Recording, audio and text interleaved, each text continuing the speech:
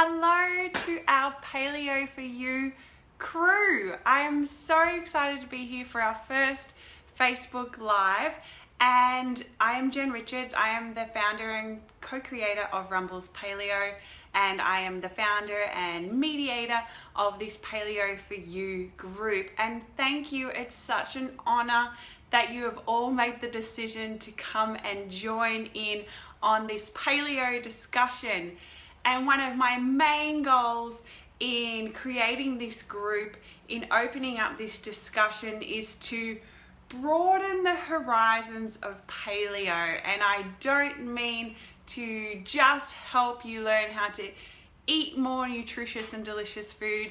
I mean, we need to start broadening this conversation to bring a spiritual and an emotional and a psychological aspect into this whole paleo conversation, because we all know what paleo is, right? It's basically a gluten, grain, and dairy-free way of eating. It's a way of eating by taking our eating rules from nature as opposed to government dictates. And what we've been told for so long by our food pyramids and by, you know, all the advertising and media, and we all know the messages they fed us, you know, eat more grains and cut back on calories and exercise more and you will be so super healthy. You'll have the body you dream of and your life will be totally spectacular. Give me a little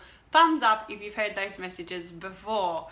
And I wonder if we've got a few people joining us. We do have a few people joining us live. Welcome to those of you who are live. I can't see who you are. But anyway, now the truth of the matter is, if diet was just about calories in and calories out, if it was just about eating the right foods, if it was just about doing all the correct exercise, then we wouldn't see so many people struggling to lose weight, or to have a healthy relationship with food, or to find a place of peace and love with regards to their body and their life. If it was just about diet and exercise, then why do we see this obesity epidemic? Why do we see so many people getting ill? If it was just about that, then surely we wouldn't see all this challenge and struggle. And when you go to the seminars, you see all these people there looking for answers. And most of those people at the seminars, they've read all the books. They know what they should be eating, but they're still in a place of pain. They're still in a place of struggle. Otherwise, they wouldn't be there. Okay, that's why these health seminars make so much money, because people are looking for answers. And the diet industry hasn't given it to them. The magic supplements haven't given them the solution they're after. The knowing to eat veggies and fruit and meat and eggs hasn't helped them, because they're still not finding that place of peace with body, finding that place of peace with food.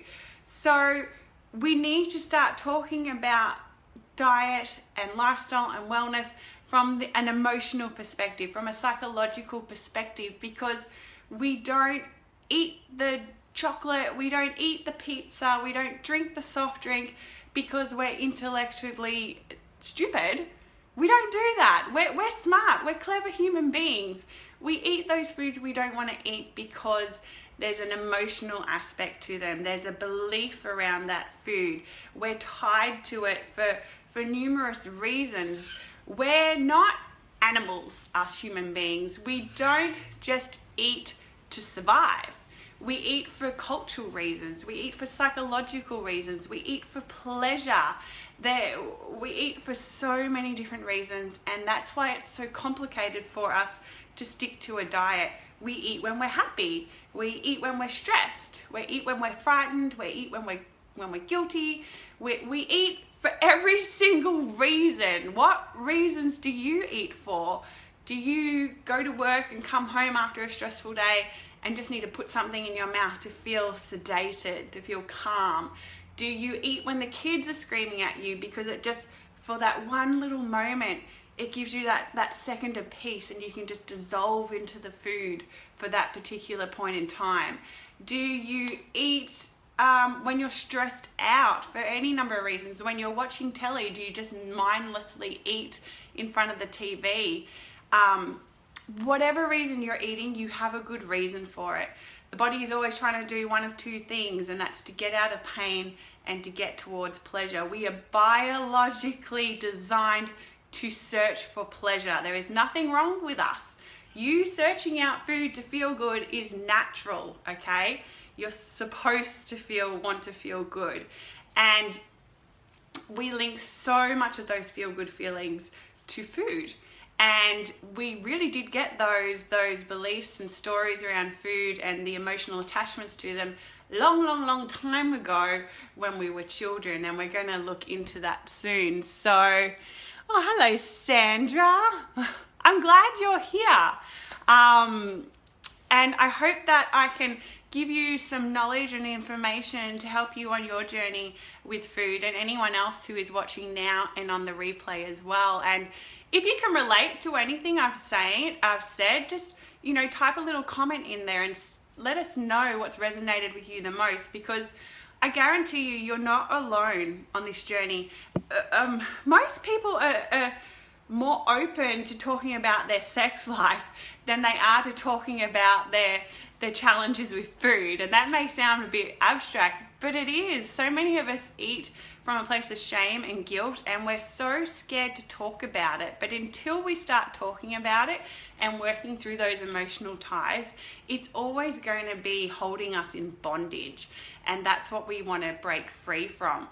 So I struggled with emotional eating for a long time.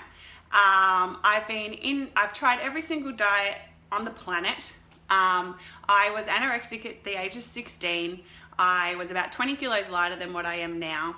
I stayed that way for about 4 years, and I had these rules around eating. I had so many rules it wasn't funny, and I would starve myself pretty much all week, and then I'd have one day a week where I was allowed to eat whatever I wanted, and that's what I did for years. And then eventually what happened was that one day of eating whatever I wanted spread to 2 days, then to 3 days, then to 4 days, until I was just eating so much that I went the complete opposite direction, and I was about 15 kilos heavier than what I am now. So in the space of about a year, I put on like 30 kilos. And then it got to the point where I couldn't hack it anymore, and so I started starving myself and doing all the diets again. And then that got too painful, so I started to overeat again.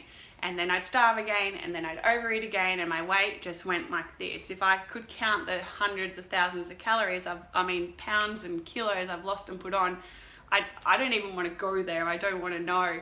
So over all my years of trying to figure out this diet and eating kind of journey I was going on, I just was so curious. Yes, it was painful, but I just wanted to know why I felt this way. Why was I stuck in these habits of dieting, binging, overeating? I read all the books on nutrition.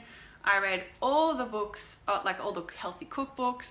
I read all the books on psychology. I read all the books on neuro-linguistic programming, and I was just always looking for answers. And even when I started this paleo food company, I knew what paleo was, and I could stick to it for a certain amount of time, but I would always end up self-sabotaging eventually. And paleo was so good for me because it finally taught me what healthy eating was really about. I'd always believed that food was a tool to either put on weight or lose weight. There was no pleasure around it. There was no nourishment around it.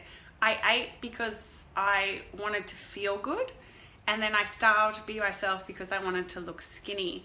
And it was just all about calories. I would eat steak and vegetables with no fat and no butter and no dressing if I was having salad, because it was all about calories. And then paleo taught me that, hey, eating is actually about thriving. Eating is actually about having energy to go out there and achieve all our dreams and do all the things it is we've been put on this planet to do. And that's why I love paleo so much, because it doesn't emphasize the calories in, calories out story we've all been taught. And once I kind of understood why it was we were supposed to eat, I started to have a healthier relationship with food. But I was still struggling. I still ate emotionally. When I was stressed, I'd eat. When I was fearful, I'd eat. And I would eat more than that, even if it was the healthy treats. Like I would eat, say, 8 paleo cookies instead of just 2 because I just wanted to feel good. And so I finally found an EFT tapper, and I don't know how I ended up on her doorstep, but I started seeing her and she started teaching me about my beliefs around food. She started teaching me about my emotional connection to food. And when I started to learn to tap, I freed myself of these emotional eating chains that were keeping me small, that were keeping me in pain. And what I'd want to teach you today is a little bit about EFT tapping. I'm just going to scratch the surface because we're going to dive into a lot more about EFT tapping and food and the beliefs and stories we hold around food as we progress in time. I've got a lot of blog posts to bring to you, and I've got a lot more Facebook Lives to bring to you. But if anyone's heard of EFT tapping, just, give me a little thumbs up there. Let me know if you've tried it before or if you've seen it before. When I first saw EFT tapping, I was like, this is a load of crap. And I actually knew my EFT tapper for quite some time before I went and saw her, because I thought, what is this tapping going to do for me? It's just no way it could ever free me from this emotional food torture that I've been living in since I was 16 years old. But something inside of me just kept saying, go, you've tried everything else. What have you got to lose? Just go and see this tapper. And so I went, and the release I got from our first session was insane. I still get tingles over my body from remembering that first session. And I was like, this tapping, it's magic. It's like, was she putting some kind of voodoo spell on me? Because I feel phenomenal. And so I'm going to teach you what EFT tapping is today, and I'm going to teach you a little bit about how you can use it to deal with food cravings. Now, our emotional links to food can be to do with cravings. So a craving is when you really, really want a food, and you might drive, half an hour to go to your favorite hamburger shop to get that specific hamburger in that specific bun with the specific sauce and that oozy cheese that you just love so much. Or you're sitting at your desk, and for some reason you want chocolate. Not just any chocolate, you have to have, the dark blue Lindt ball. It has to be that type of chocolate, and no other chocolate will do. That's a food craving. Give me a thumbs up if you have a specific food craving, or even type in the comments section what food it is you crave, because we all crave certain foods. Whereas emotional eating is when you just want to eat. You just want to eat to fill a void, and it doesn't really matter what the food is, as long as you're just consuming something. That's more emotional eating.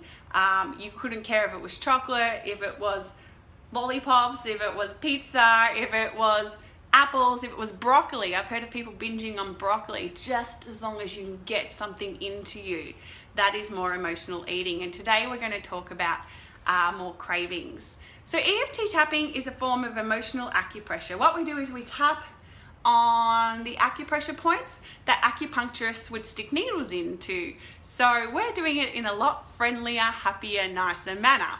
We're just going to tap on those acupressure points.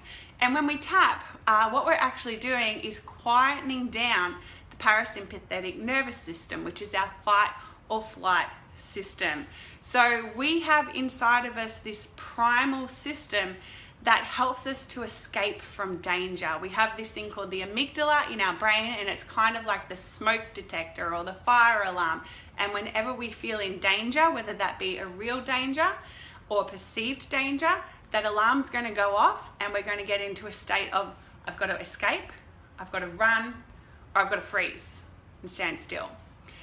And in primal times, this system worked really well, because if, you know, there was a fire coming or a wild crazy animal, we would prepare ourselves to flee or fight and keep safe. Now in the modern days, really we're not, you know, in trouble of being swallowed by a woolly mammoth. I don't even know if mammoths ate people back then, but anyway, we're not in trouble from any wild crazy animals. Majority of our dangers are in our mind. They're the everyday stresses, they're the worries about finances, they're the worries about relationships, they're the worries about your job, they're the worries about the children. There's kind of like this perpetual state of fear and anxiety that just lives in the background of our lives. And that's the stress we're dealing with. And when we tap, what we actually do is we're quietening down that stress response. Tapping, they've done all these studies to prove that tapping actually reduces cortisol, and cortisol is the hormone we release when we're in a state of fear, when we're in that fight or flight response. So when we tap, we bring down that cortisol level, we disengage the fight or flight response, and we get into a state of a place of calm and peace, where we can actually think logically, where we can actually make wise decisions, and where we can actually feel in a place of peace. So that's the science behind tapping. Now when we tap, we also talk. We talk about our emotions. So tapping is a form of acupressure, and it's a form of exposure therapy. So we talk about our emotions. We talk about what it is we're feeling, and we say them out loud. So many of us swallow down our emotions. We swallow down our feelings, and we often follow that with food, right? Because we can't get those emotions out. So we stuff them down. And when we stuff down our emotions, we get stressed out. Stress triggers the fight or flight response. We start releasing cortisol and insulin, and our body is in a place of panic. And that's when we can start to feel all the feels, all the emotions, and it's also where disease can start to form as well. So now I've lost track of where I was up to. Okay, where was I up to? Who can remind me? What was I talking about? I get lost. Hi, Natalie. You can tap with me. Okay, so let's talk about tapping when it comes to food. Now, when it comes to cravings, I want you to imagine that food you crave, whether it be chocolate, whether it be pizza, whether it be coffee. I know Natalie, for Natalie it's coffee. For me it's coffee as well. And I want you to really think about having that food in front of you. I want you to think about your emotional attachment to that food. I want you to think about how good it makes you feel, about how, it just, you know, makes you feel so excited. And what we're going to do is we're going to tap on that craving. And the tapping points are, we start off and we call this the karate chop point, which is here. And then we tap on the top of our eyebrow here, so just between our eyebrows. We tap on the side of our eyes, we tap beneath our eye, we tap under our nose, we tap just here on our chin, and we also tap here on our collarbones. And as we tap, we deactivate the stress response, we deactivate the fight or flight response, and we turn on the parasympathetic nervous response, which is the relaxation response. So I want you to think of, get that a feeling of that food you crave just being in front of you. And we're going to explore that craving, and we're going to give that craving a score out of 0 to 10. So on a scale of 0 to 10, how much do you crave that food? 10 is like, oh my God, you've got to have it now. And 2 is like, yeah, I don't really want it. 5 is in between. So give it a score from 0 to 10. So for me, one of my foods I craved a lot was chocolate. So for me, on a scale of 0 to 10, chocolate would be at a number 10. And what we're going to do is we're going to tap through the craving and the emotion you have with regards to that food. So at home, I want you to think about whatever food it is you're craving, and you're going to input that word where I kind of leave it blank, okay? So, and we're going to start off here on the karate chop point. And we're going to talk our emotions out loud. And when we talk our emotions out loud, we free the energy behind them, because every emotion, and tap with me while I'm talking to you about this, every emotion has an energetic charge in the body. Your body is like a chemist. With every thought you're having, you're releasing charges of hormones off through your body. And as I said before, stress is related to cortisol. So the more stressful thoughts you're having, the more cortisol, the more insulin that is raging through your system. You don't become what you think about, you are what you think about. Feelings of joy release things like oxytocin, serotonin, and those feel-good hormones. So every single emotion is changing the way your body works. And as we tap, we're also reprogramming the wiring in our mind. So every thought you have has created a brain network, well, a network of connections inside your brain. And the more we have a certain thought, the more those connections fire and wire together. So while we're going to talk about the emotion, we're actually going to talk about the negative emotion, and then we're going to start to change it. And when we start to change the negative emotion and the thought patterns, we start to break down the connections in our brain, and we start to build new connections in positive ways inside the brain. So we're doing a bit of neuroplasticity here. We're changing the way your hormones are being secreted, and we're just giving you the space to speak out loud what it is you're feeling, which is a big change for some people. So all right, let's get back to the food you're craving. So you're going to say, even though, and just copy after me, even though I'm really craving that food. And when I say that food, you put in pizza, pasta, chips, coffee, Natalie, chocolate, whatever. Even though I'm so craving that food, I deeply and completely love and accept myself. And we say deeply and completely love and accept ourselves because we really don't give ourselves enough love and credit. So actually saying that to ourselves and saying it as kind of an affirmation is really, really powerful. So even though I really, really, really crave that food, I deeply and completely love and accept myself. Even though I just want that food so, so, so, so bad, I deeply and completely love and accept myself and all my imperfections. And now you're just going to follow me. So tap where I tap and repeat after me. I'm just craving that food. I so want that food. I really want to eat that food right now. It feels so good when I eat it. It just feels so good all over my body. I can taste it. As soon as I taste that food, I feel better. I feel calmer. That food makes me feel so good.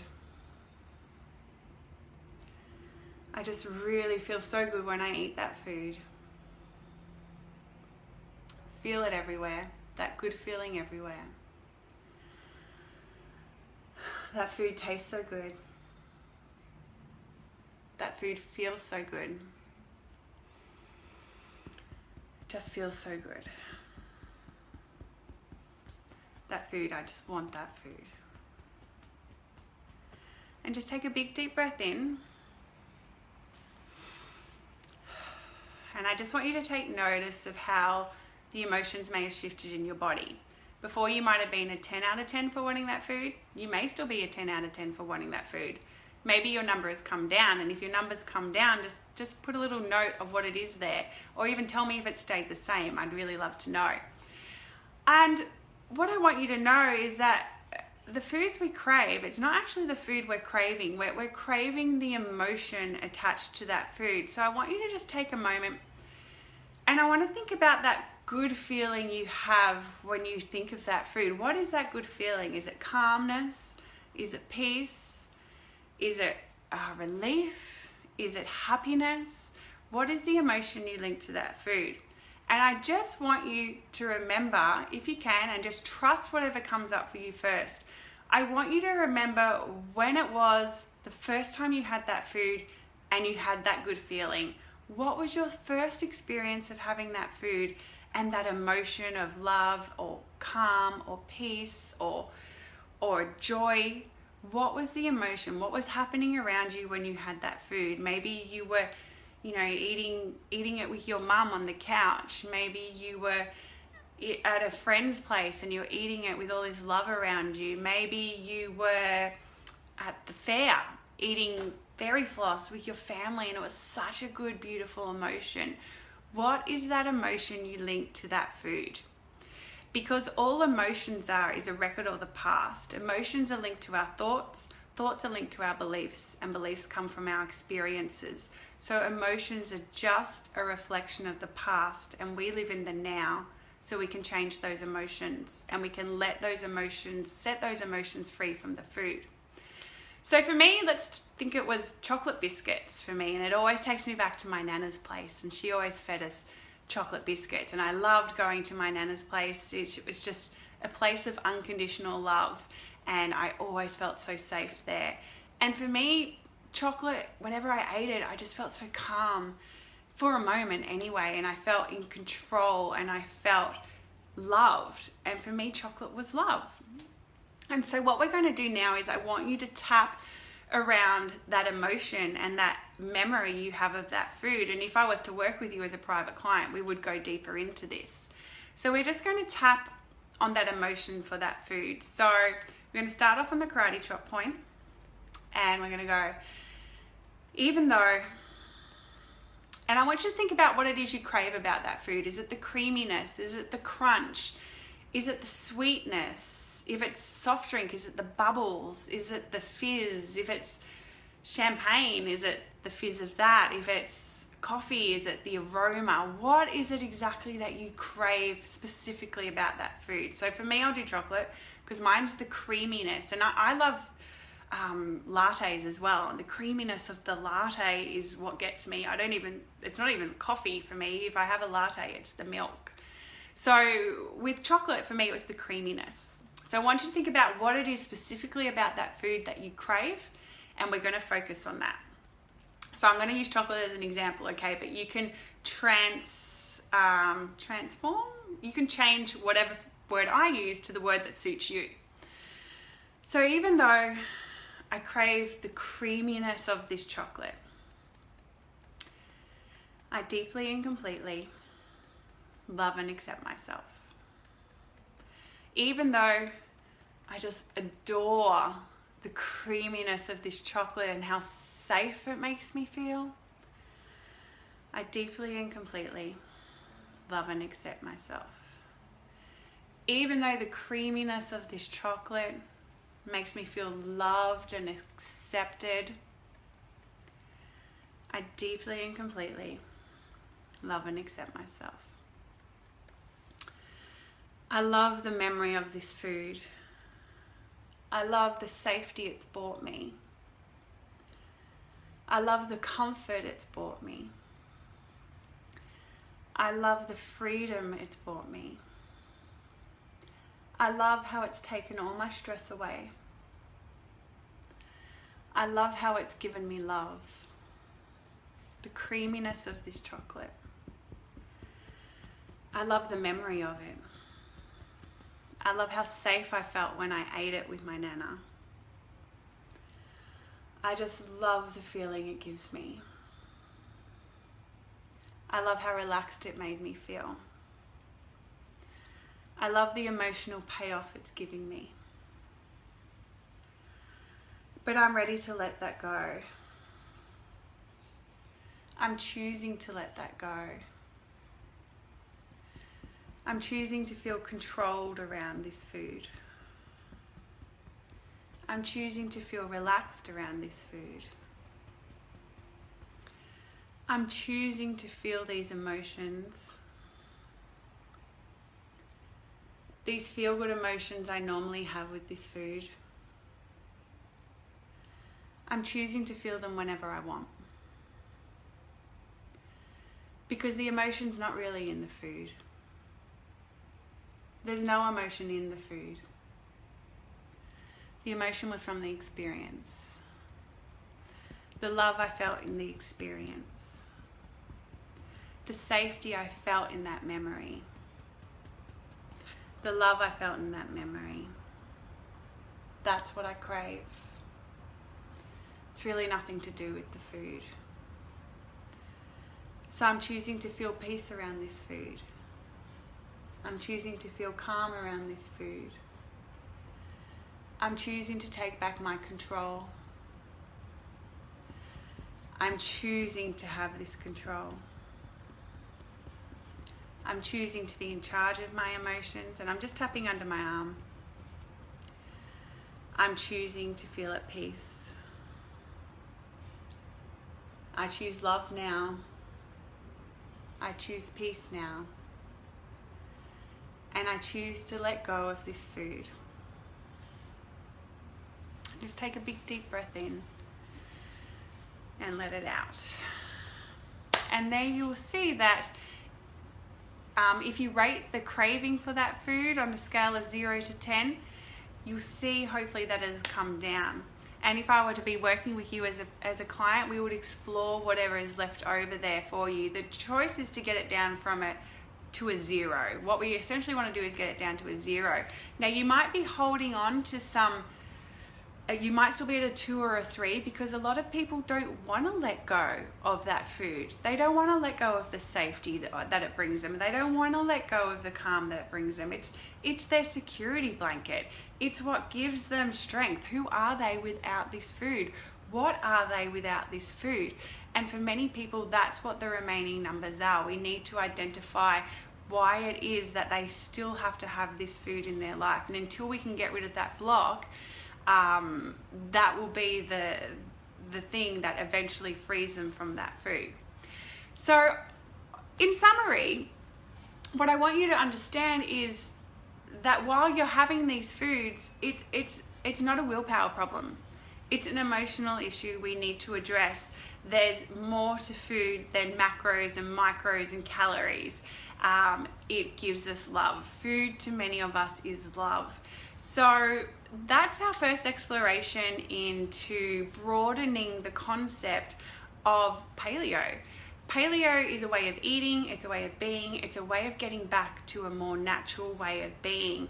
And for so many of us, food has become unnatural. It's become this kind of temple, not a temple, but like a cell we've built around ourselves, and we can't step into the freedom of life until we get back to that, to our child, till we get back to that inner child and step back into that place of joy for the sake of being joyful, for play for the sake of play, for pleasure for the sake of pleasure. And if you have any questions, please do post them. I'm going to do a blog post about this, and I'm actually going to post in the comments below. I did a podcast interview which talks more about EFT tapping and how it relates to food, and I will include the link down there below. So yeah, Rina. Hi Rina. I see you a lot on social media, and I'm so glad you're here listening. I'm so glad that you have had a good experience with this.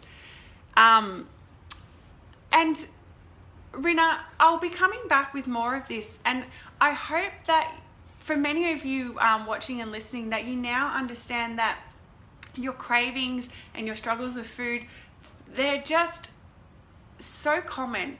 We can all unite in this, and we can all know that we're in this place together. And I'm babbling now, I've lost my train of thought, but we can get there. We can break free. We can have freedom around food. If I spent 20 years of my life overcoming eating disorders, and I can stand now here in this place of having control around food, you can do it too. So this is just step one of our exploration. As I said, I'll post all links below that you need. And hello, Kirsty. I love you, just so you know. And yeah, post any questions that you have about EFT tapping, post any questions you have about food psychology, post any questions about anything really, and I'll do my best to answer them. I really just want to do everything I can to help you establish a healthy relationship with food, and hence step into your life with a sense of fullness and freedom to be who it is that you want to be, without these chains of emotional turmoil around food. So thank you for listening. Hope I didn't babble too much, because I do. And loads of love to you all.